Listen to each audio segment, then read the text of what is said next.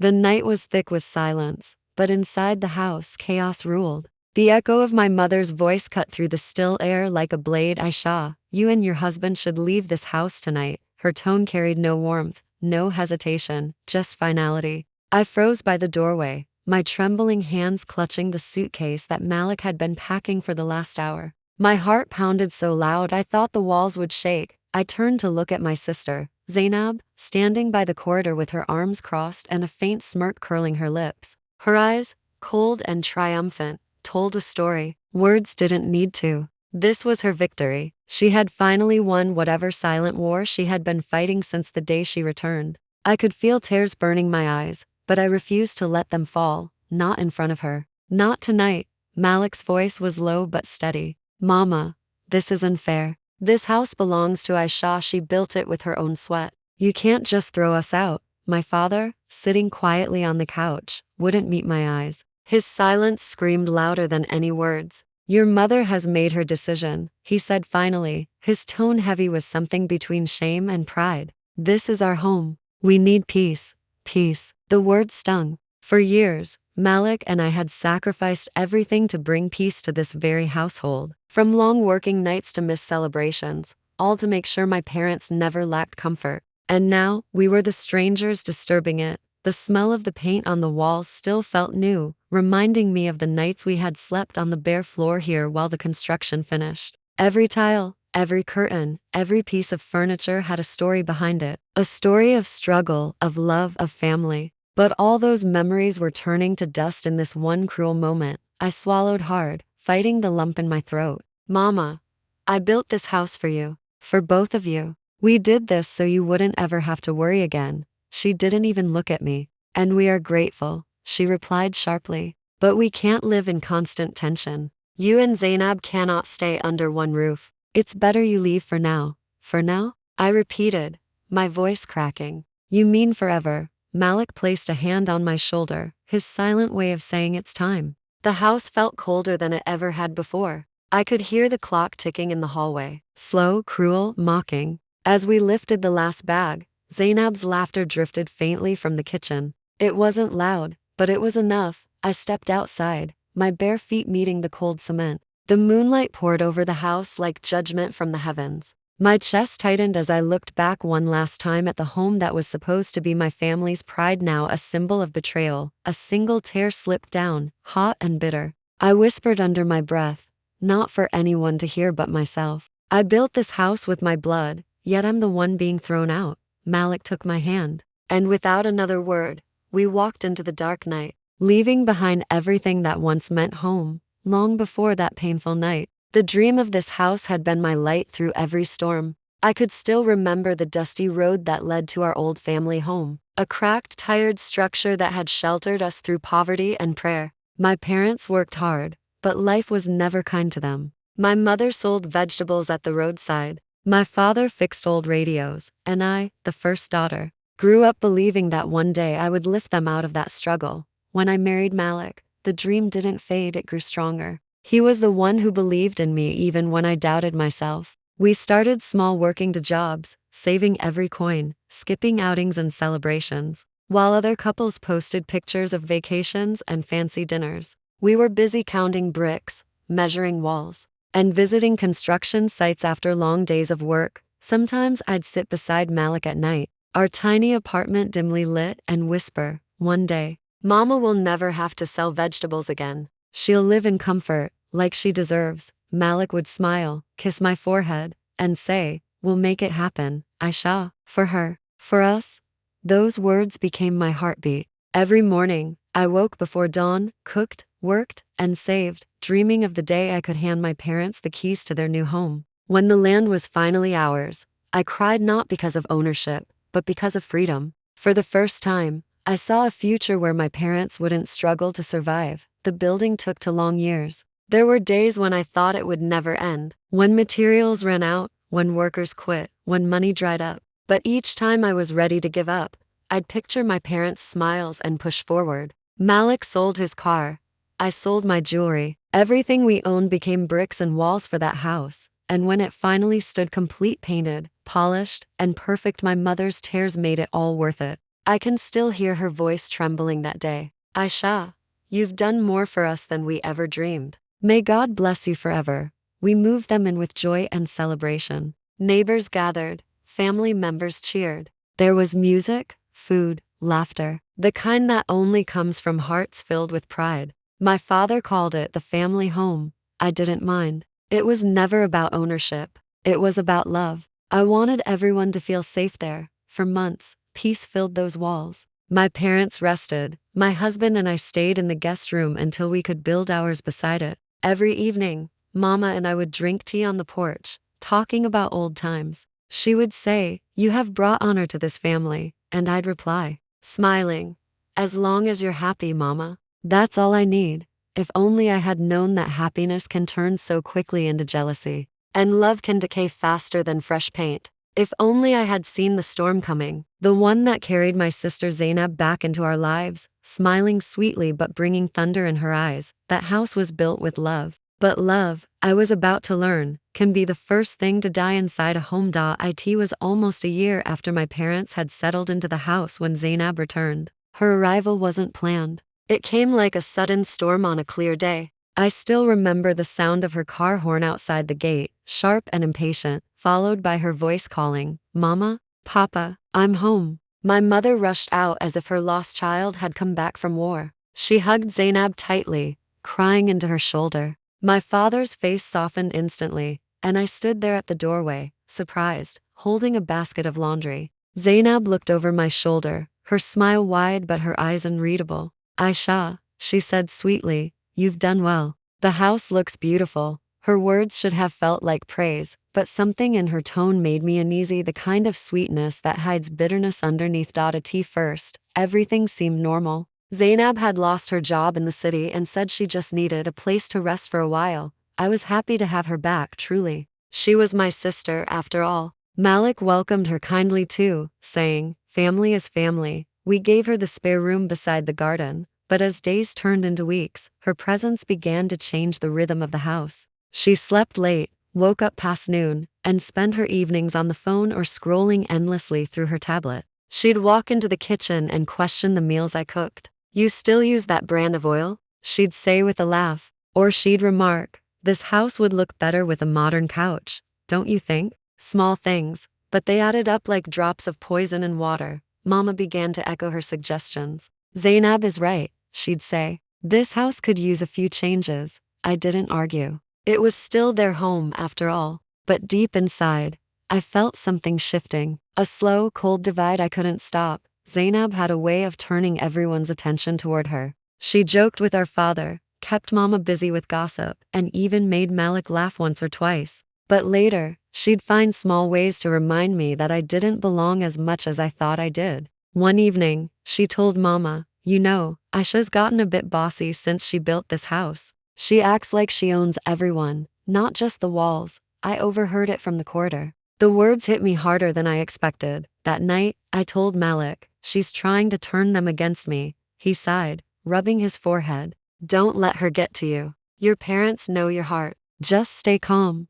I wanted to believe that. I wanted to believe that love and truth were enough, but the next morning, when I walked into the kitchen, my mother and Zainab stopped talking abruptly. Their eyes shifted away from me. The air felt heavy, thick with secrets. I smiled weakly, trying to pretend nothing was wrong. "Good morning." "Morning," they replied together, too quickly, too flatly, and in that moment, deep inside, I felt it. The storm had already begun. Weeks passed, and what began as unease slowly turned into open tension. The air inside the house grew heavy, filled with whispers and glances that cut deeper than knives. Zainab had mastered the art of quiet destruction. She didn't shout or accuse. She planted seeds of doubt and let them grow on their own. She started small. She'd walk past my mother's room and sigh, "Mama, I think Aisha doesn't really want me here. She hardly speaks to me." Then, when I tried to talk to Mama, she'd reply coldly, "You've been distant lately. Zainab feels unwelcome."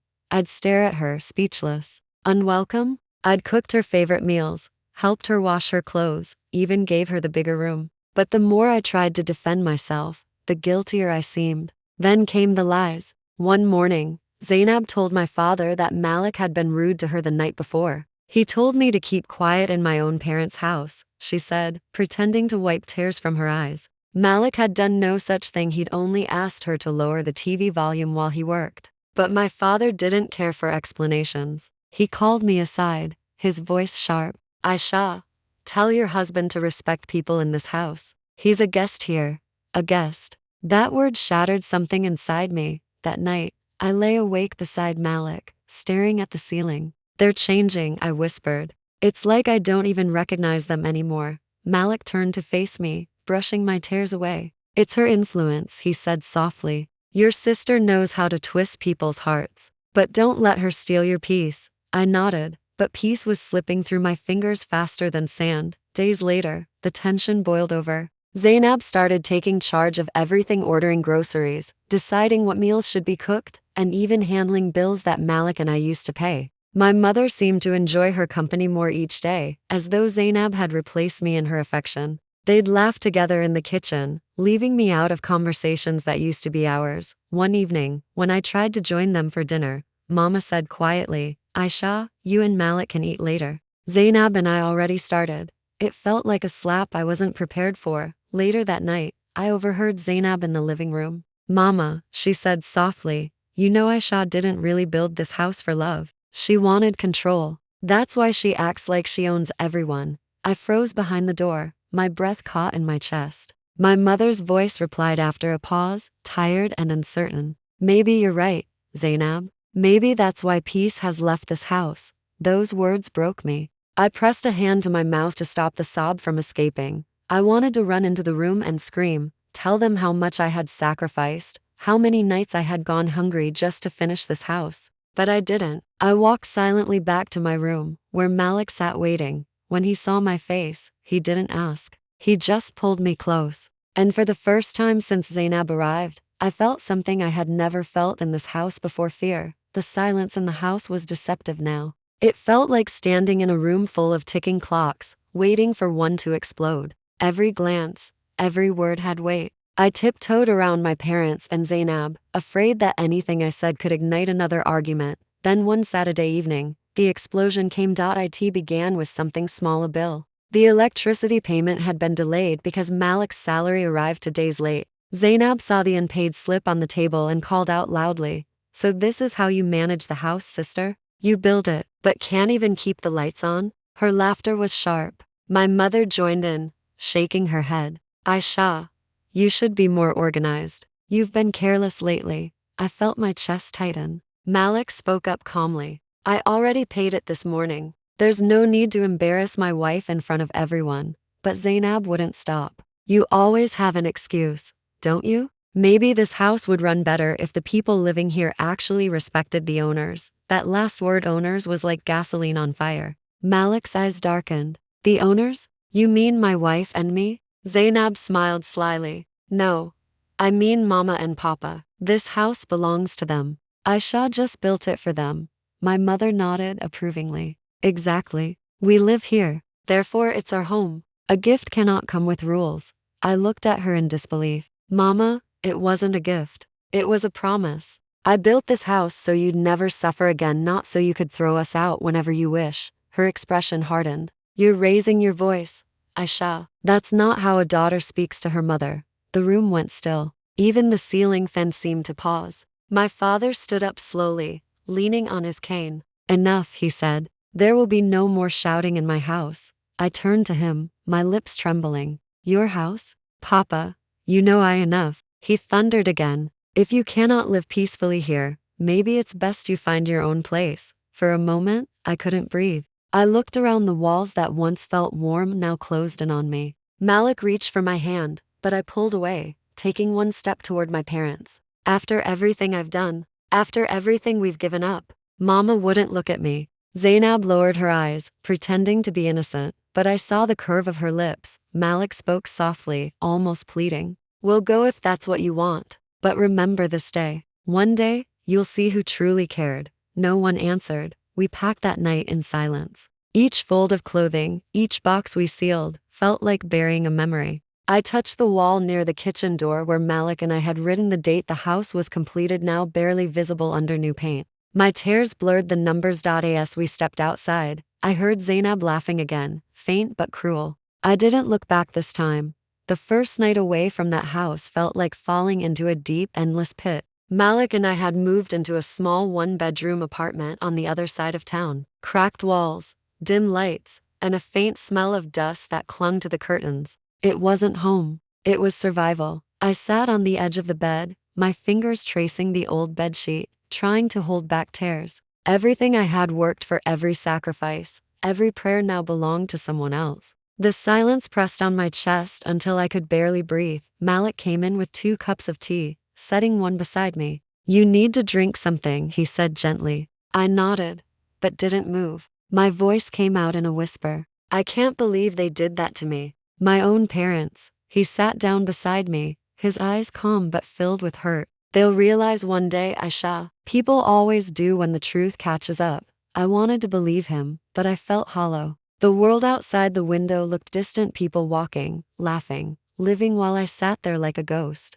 The betrayal ran deeper than any wound I'd ever known. Days turned into weeks. Malik went to work, and I stayed home trying to rebuild my spirit piece by piece. The neighbors whispered about us, of course. Some pitied me, others mocked quietly. She thought she was better than everyone. "Now look at her," I overheard one woman say near the market. I pretended not to care, but every word pierced through. Still, Malik kept me grounded. Every evening he'd come home with a small smile and a story to make me laugh. "The manager tripped on his own files today," he'd say. Or a cat chased a dog near the shop. It was his way of reminding me that life still had space for laughter. One afternoon, I decided to start baking again, something I hadn't done since we built the house. I sold a few pastries to a friend's cafe, and they sold out in hours. For the first time in months, I felt a spark inside me, tiny but real. Malik encouraged me to keep going. "You have talent, Aisha. Use it. Let's build something new together." That night, lying beside him, I realized something important. The house I built could be taken away, but the strength that built it, that was still mine. My parents could deny me, Zainab could gloat, but they couldn't destroy who I was. I whispered into the dark, "They took our home, Malik, but not our peace." He smiled faintly. "And soon, we'll build one that no one can take." I closed my eyes, feeling a quiet fire ignite in my chest. The beginning of a new dream. For the first time since that dreadful night, I slept without tears. I didn't know what the future held, but I knew one thing for sure. I would rise again, and when I did, no one would ever have the power to throw me out of my own life. Months rolled by like wind through dry fields, quiet but restless. The pain of what happened had dulled, replaced by determination. Malik and I had started to build a new rhythm. Our bakery orders grew. Our small apartment felt warmer, and laughter had finally returned to our evenings, but across town.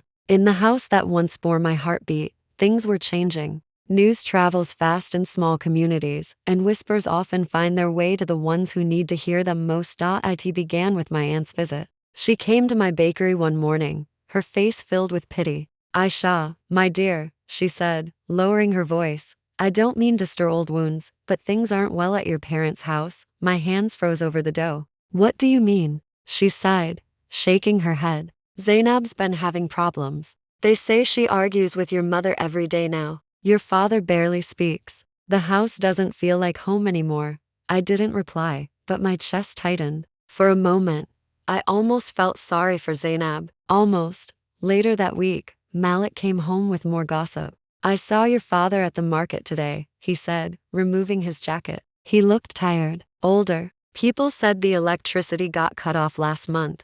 Zainab was supposed to handle the bills, but spent the money elsewhere." I looked down at my hands, the same hands that had once placed that electricity meter into the wall with pride. Now, the lights in that house were gone, not because of fate but because of greed. Slowly, the story unfolded like a play with bad actors. Zainab had taken over everything, controlling money, changing furniture, even hosting her friends for parties. My parents had lost control, trapped in the very comfort they once stole from me. One of Zainab's friends had moved in temporarily, and the house turned into chaos, noise, gossip, and arguments that spilled into the streets. The neighbors who once envied them now whispered behind their backs. "That house used to shine when Aisha lived there," one woman said near the church gate. "Now it's cursed with pride and shame." I pretended not to listen, but inside, my heart twisted. I didn't want revenge, at least that's what I told myself, but there was a cruel satisfaction in knowing the truth was unfolding without me lifting a finger. One night, as Malik and I sat on the balcony of our small flat, he said quietly, "You see, love, the world balances itself. You didn't have to fight them. Life did it for you." I smiled sadly. Maybe, but it still hurts that it had to come to this. The next morning, I got a message from an unknown number. It was short, trembling in tone. "Aisha, please come home. Mama is not well." It was from Zainab. I sat in silence, staring at the screen as my heart pounded. After everything she had done, now she wanted me to come back? I didn't know whether to cry or to laugh. Malik saw my face and gently took the phone from my hand. "Maybe it's time," he said softly. "Not for them, but for you."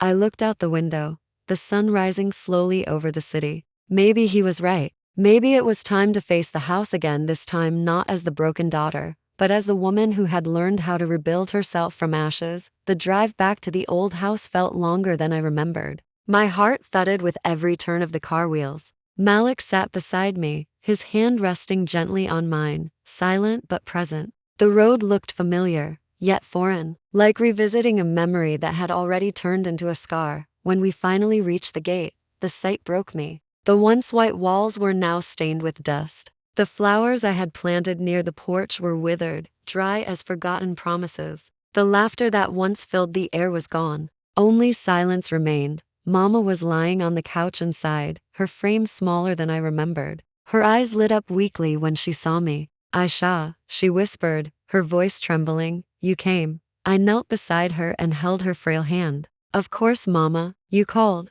She began to cry, soft, broken sobs that carried guilt more than pain. "We made a mistake, my child. We let pride blind us. Zainab, she turned us against you." I swallowed hard, feeling a lump in my throat. "It doesn't matter anymore, Mama. I'm here now." Zainab appeared from the kitchen doorway, her face pale, her eyes rimmed with exhaustion. She looked older, stripped of the arrogance she once wore like a crown. "Aisha," she began, her voice cracking. "I didn't mean for things to go this far." I looked at her, memories flooding my mind, the smirks, the whispers, the lies. I should have felt hate, but all I saw now was emptiness. "You destroyed everything, Zainab," I said quietly. "But I forgive you. Not for you, for me." She lowered her head, tears spilling freely. "I wish I could undo it." Malik placed his hand on my shoulder. "What's done is done. Let's focus on healing." We stayed for days, helping Mama recover. I cooked for them again, not as a daughter desperate for approval, but as a woman who had learned peace. My father, who had remained silent through everything, called me to the veranda one evening. His eyes glistened with regret. "Aisha," he said, "I failed you. I should have protected you, not cast you out. You have every right to hate me." I shook my head slowly. "I don't hate you, Papa. Hate only chains the heart." I learned to let go. He wiped his eyes silently, the weight of his mistakes heavy in the air. Before we left, Mama held my hands tightly. "You've become stronger than I ever imagined," she said softly. "You've taught us what love really means." As Malik and I drove away, the evening sun painted the sky gold. I looked back one last time. The house stood still, wounded but healing. Months later, we finished building our new home. It wasn't grand, but it was ours, filled with peace, laughter, and gratitude. Sometimes when I sit by the window watching the sunrise, I whisper to myself, family is not built with bricks and walls. It's built with truth and gratitude. Because in the end, I learned the hardest lesson of all: blood may tie us together, but only love keeps us home.